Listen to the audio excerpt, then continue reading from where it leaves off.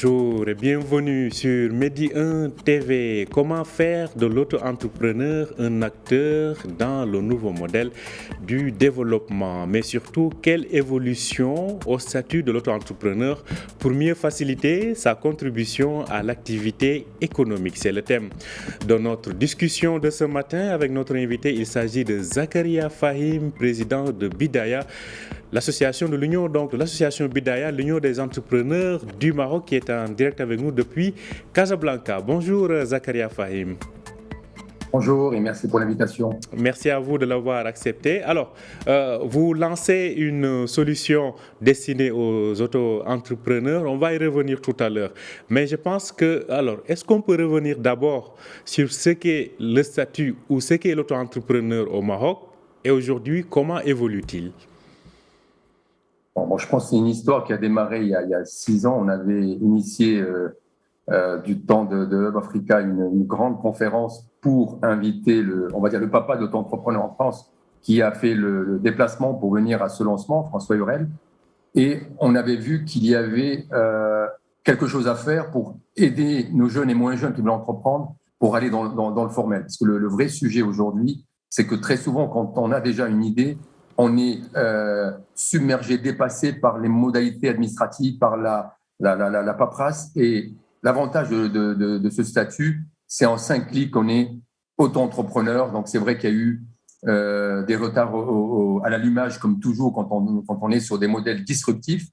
On a pris un peu de temps. Mais ce qui est intéressant maintenant, c'est quand on fait un retour depuis l'avènement de la loi à aujourd'hui, on est à plus ou moins 320 000 membres. Le potentiel est de 4 millions parce que c'est vraiment la cible aujourd'hui.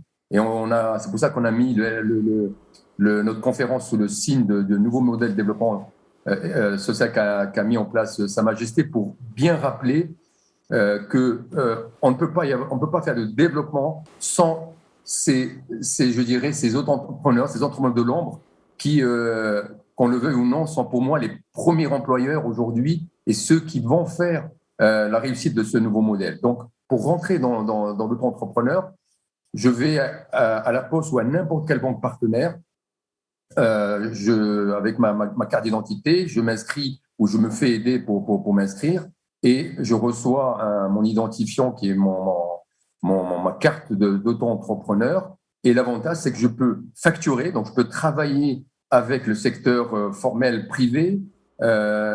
Depuis quelque temps, les auto-entrepreneurs, ça a été un de nos combats en une couverture sociale. Donc ça aussi, c'est important d'avoir de la dignité, d'être intégré. Et le nouveau ministre, M. Scoli, est en train aussi de travailler sur 2 sujets qui sont pour nous importants. C'est l'augmentation du seuil et l'intégration de ce dispositif dans la généralisation de la couverture sociale. Donc je pense que c'est 2 sujets très, très, très important. Et bien sûr, ce qui est aussi intéressant pour les entrepreneurs, c'est l'accès au marché. Donc, grâce à l'auto-entrepreneur, on a la possibilité, puisque l'État a mis un seuil de 5-10% sur les marchés, notamment publics. Et donc, ces seuils aujourd'hui ne sont pas suffisamment couverts parce que très souvent, les auto-entrepreneurs ne le savent pas. Et donc, l'intérêt aujourd'hui, c'est de diffuser cette information. Alors, diffuser cette information, justement, pensez-vous qu'un travail de communication suffisamment large a été fait pour aujourd'hui pouvoir attirer tout ce bassin? Vous parlez de presque un potentiel de 4 millions de personnes. Pensez-vous qu'aujourd'hui, on a suffisamment expliqué ce qu'est ce concept-là à toute cette population potentielle? Je pense que même si on avait expliqué avant, on n'avait pas les leviers pour l'emmener. Parce que quand vous êtes et on vous dit vous allez venir vers le statut d'auto-entrepreneur et on vous pose la question quelle est ma contrepartie, on n'avait pas de réelle contrepartie, même si, il faut le rappeler, la fiscalité est très avantageuse. Je le dis souvent, elle coûte beaucoup moins cher que le fait de rester dans l'informel. Donc, tout ce qui est aujourd'hui, on va dire, les coûts cachés de l'informel où on peut être effectivement racketté. Donc, on est vraiment dans le formel. Donc, ça aussi, c'est quelque chose qu'on rappelle de façon très forte. Mais le plus important dans ce dispositif, c'est qu'il va permettre maintenant, et c'est là où on va l'accélérer, c'est la possibilité effectivement d'avoir, en plus, ce que je disais, la couverture sociale, un levier pour financer ces petits projets. Et là aussi, je profite de l'antenne pour appeler nos gouvernants à accélérer le décret d'application du crowdfunding, parce qu'on le sait bien que la problématique des petites gens, c'est qu'ils ont des projets de taille très faible qui souvent ne sont pas toujours dans le scope des banques classiques. C'est pas toujours le bon levier, le microcrédit. Et je pense que le crowdfunding permet à chacun d'entre nous, sur des projets qui peuvent l'interpeller, donc que ça soit dans sa région. Et c'est pour ça que c'est un financement innovant, digital, qui protège celui qui investit, mais aussi donne une visibilité donc, à la start-up, mais pas que, parce qu'il y a beaucoup de crowdfunding social. Et c'est un très, très bon levier, ce crowdfunding, pour mobiliser la diaspora qui a envie d'être partenaire de ce nouveau modèle et qui n'a pas besoin de se déplacer et peut financer des projets dans sa région native sur des tickets très faibles, parce que l'avantage du crowdfunding, c'est qu'on va chasser en meute, on va financer en meute des projets de taille humaine ou pas, sur lesquels on a une sensibilité. Alors, vous intéressez surtout au fait d'impliquer l'auto-entrepreneur, d'en faire un acteur dans le nouveau modèle de développement. Pensez-vous que cela a été suffisamment pris en compte, ou bien comment en tout cas le réaliser aujourd'hui? Je pense que nous, on l'a dit, on a même interpellé à plusieurs reprises le chef de gouvernement, plusieurs décideurs. Quand il y a eu le Covid, les oubliés du dispositif étaient les auto-entrepreneurs, parce que si vous étiez salarié, on savait vous accompagner. Si vous avez quitté le salariat pour monter votre entreprise, ces gens-là ont été un peu les orphelins. Donc, et nous, on ne veut plus que ceux qui ont pris des risques, qui ont créé une entreprise, le jour où il y a un problème, soient les mal-aimés, parce que en dehors et là on remercie la CCG qui a mis en place un dispositif de 5 000 dirhams pendant le Covid, ils n'ont pas pu bénéficier et ils ont dû, pour ceux, et c'est un peu la plus grande, je dirais pour moi, des hontes pour un auto-entrepreneur, de se retrouver à aller avec sa carte pour dire que je suis un démuni, pour bénéficier des aides qu'on a données aux personnes qui étaient démunies alors qu'il était entrepreneur, mais il est dans l'activité touristique, vous savez, dans toutes les activités qui ont été collapsées avec le Covid, se retrouver dans une situation de dernier de la classe alors qu'il était supposé être aux avant-postes en étant auto-entrepreneur. Donc je pense que c'est ça que nous voulons aujourd'hui arrêter, c'est qu'on regarde les auto-entrepreneurs comme étant des faiseurs, des hommes et des femmes qui créent de la valeur dans les régions, qui créent aujourd'hui tout ce qui va faire ce nouveau modèle économique, ce nouveau modèle social, une réussite, parce qu'on aura des hommes et des femmes qui osent, qui n'attendent pas qu'on vienne leur apporter quoi que ce soit. Alors, vous lancez des solutions aujourd'hui que vous proposez à ces auto-entrepreneurs pour mieux, en tout cas, renforcer leur contribution au développement. Quel type de solutions sont-elles? Donc là, on a mis en place une plateforme digitale qui s'appelle Dati, en arabe, donc moi, Dati Connect. Donc il suffit pour les gens qui nous écoutent, qui sont auto-entrepreneurs, de taper dans l'App Store ou s'ils sont sur Google Dati Connect. Ils téléchargent leur application, donc il y a quelques informations à rentrer et ils bénéficient de ce réseau qui a été déployé par une belle start-up marocaine, Link Connect, que je remercie, qui a développé ça bénévolement. C'est Mohamed Alaoui. Donc c'est aussi important aussi pour nous, parce que ce qu'il faut savoir dans l'Union des auto-entrepreneurs, c'est une coalition. Donc on a des associations, des sociétés, donc on a ESPOD, le CJD, on a aujourd'hui du mentoring avec l'ALISCA. On a vraiment tout un dispositif qui a été mis en place, plus des sociétés de classe mondiale, que ce soit Microsoft, IBM, BDO, qui ramènent des outils qui sont dans la plateforme et qui permettent à ceux qui sont par exemple dans le coding ou qui sont dans l'IT de pouvoir bénéficier d'un certain nombre de packs gratuits pour pouvoir développer leur métier. Et en plus, on veut les fédérer, les mettre ensemble.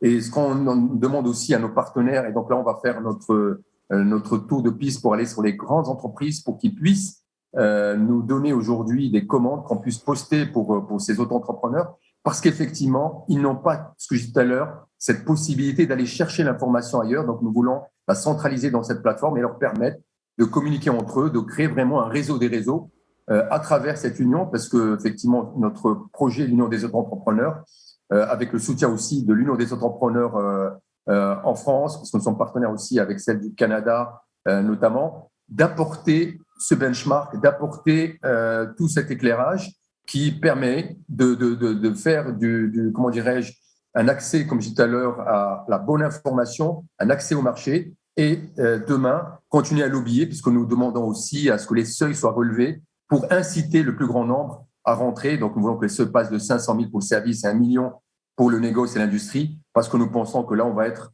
plus ou moins ce qui se passe aujourd'hui dans le forfait. Il est intéressant de sécuriser aujourd'hui ces gens qui sont rentrés dans ce dispositif et de les accompagner.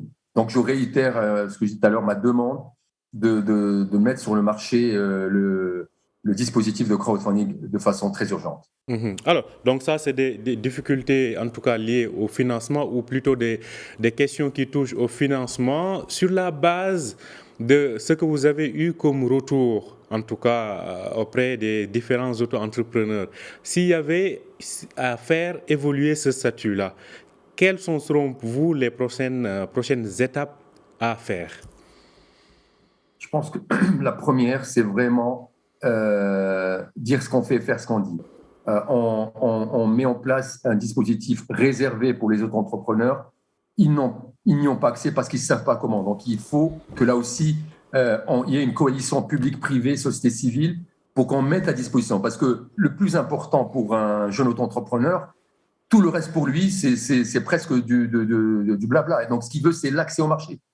Donc, je pense que s'il y avait quelque chose de très important, c'est comment l'État, les régions prennent leurs responsabilités et donnent de la lisibilité, de la visibilité et de l'accès facilité à cette information. Donc, je pense une communication pour réexpliquer qu'en étant auto-entrepreneur, on n'a pas besoin d'aller chercher un local, on n'a pas besoin d'un capital, on a besoin juste d'oser. Et c'est ça un peu le plus important dans ce dispositif, parce que si ça ne fonctionne pas, ben on a osé son rêve, puis après on peut revenir plus sereinement dans le salariat ou relancer une autre activité. Et c'est ça ce qui est exceptionnel dans ce régime, c'est comme on dit en arabe, ici c'est vous arrêtez, l'administration fiscale ne vient pas vous chercher, vous avez pas besoin pour l'instant au démarrage d'avoir une comptabilité sophistiquée. Donc il y a des outils qu'on met en place pour piloter aujourd'hui sa petite entité. Et le deuxième volet, je répète, au-delà de l'accès au marché, c'est l'accompagnement, parce qu'on a mis en place des outils, parce qu'il faut grandir. Donc nous, on va prendre notre part et on veut que les régions accélèrent cela. Et le troisième volet, c'est effectivement la partie financement qui reste importante. Donc, parce qu'un autre entrepreneur, c'est toujours 3 pieds, l'accès au marché, le financement et l'accompagnement pour grandir. Et c'est ces 3 leviers sur lesquels nous jouons aujourd'hui. Nous travaillons avec la coalition qu'on a mis en place pour que l'auto-entrepreneur puisse effectivement réussir son projet. Alors, qu'en est-il de l'élargissement des différents métiers ou différents secteurs qui sont pris en compte par le statut de l'auto-entrepreneur? Est-ce qu'aujourd'hui, il y a le besoin d'élargir cette assiette de métiers qui sont éligibles? Je pense qu'on a interdit aux fonctionnaires d'y aller. Je ne vois pas pourquoi un fonctionnaire qui a une passion, qui a un métier qui n'a rien à voir avec son activité, on l'oblige à rester dans l'informel. Parce que ce n'est pas parce que vous l'interdisez d'aller dans l'auto-entrepreneur qu'il ne va pas faire s'il a une deuxième passion, un deuxième métier qui lui permet de générer des revenus. Donc, je pense qu'il faut aujourd'hui une certaine équité et que nous pensons qu'il n'y a pas de raison que quand on est fonctionnaire, qu'on ne puisse pas être auto-entrepreneur, parce qu'il ne faut pas oublier, c'est l'antichambre de l'entrepreneur. C'est souvent le ballon d'essai pour basculer sur autre chose, comme on peut rester auto-entrepreneur à vie. C'est un peu cette double détente que donne ce régime, c'est qu'on peut le prendre comme étant un complément de revenu à vie. Et donc là, on est dans la cité, on est déclaré, on est dans le formel et on est un citoyen assumé. Et vous avez de l'autre côté ceux qui l'apprennent. Je suis une start-up, je démarre auto-entrepreneur parce que je n'ai pas de capital initial au début, je n'ai pas un local, donc je démarre chez moi. Là aussi, il faut le savoir, j'en profite, puisqu'on va tenir notre conférence au Technoparc. Beaucoup de gens ne le savent pas. On peut, si on est auto-entrepreneur, aller au Technoparc pour être accompagné. Et ça aussi, je félicite le Technoparc parce que c'est quelque chose qui n'était pas de mise avant. Et donc, en permettant à des auto-entrepreneurs qui peuvent être des startups ou pas, de rencontrer cette communauté, vous savez, ce qui tue aujourd'hui un entrepreneur, c'est l'isolement. Et donc, leur permettre d'être connectés avec d'autres est quelque chose d'exceptionnel et quelque chose qu'il faut encourager, et surtout dans les régions, parce que c'est là où le bas blesse. Et c'est pour ça que nous avons déployé notre plateforme digitale, parce que nous pensons que cette fracture numérique, qui est déjà suffisamment forte, cette fracture dans les régions, avec un digital intelligent, de proximité, en français, en arabe, nous sommes en train de déployer des solutions avec des push vocaux pour pouvoir permettre à même des gens qui sont analphabètes de dire qu'on peut être auto-entrepreneur, parce que beaucoup qui sont dans l'informel ne nous ont pas attendus et parfois n'ont pas fait des études, mais sont des entrepreneurs et on doit être capable de les accompagner. Merci à vous, Zakaria Fahim. Je rappelle que vous êtes le président donc, de BDO Maroc, mais en même temps, vous dirigez donc l'association Bidaya, l'Union des auto-entrepreneurs du Maroc. Vous nous parlez à l'occasion donc, de cette rencontre que vous organisez pour le lancement de solutions destinées aux auto-entrepreneurs. Merci et bonne journée à vous, Zakaria Fahim. Ce jour à 17h au Technoparc. Technoparc de Casablanca, c'est bien noté. Exact. Merci à vous et merci à tous ceux qui nous suivent. Je rappelle que vous pouvez retrouver cet entretien sur notre site www.medianews.com. Bonne journée, bonne suite de programme sur Média TV.